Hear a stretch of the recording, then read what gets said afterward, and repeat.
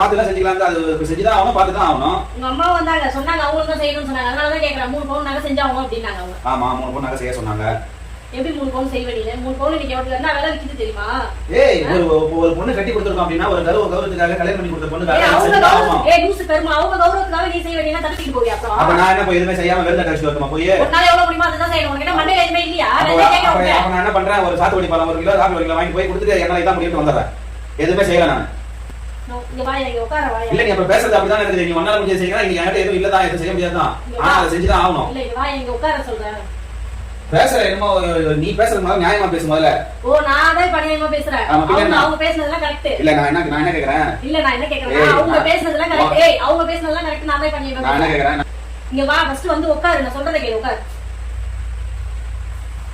இப்ப அவங்க 3 பவுன் செய்ய சொன்னா நீ 3 பவுன் செஞ்சுக்கியா? நீ பழம் வைக்க போற அதெல்லாம் இப்ப எனக்கு விஷயமே கிடையாது. நான் அதை பத்தியே கேட்கல. சாத்துக்குடி வைக்க போறியா, ஆப்பிள் வைக்க போறியா நான் கேட்கல. 3 பவுன் வைக்க சொன்னா நீ வச்சிருவியா?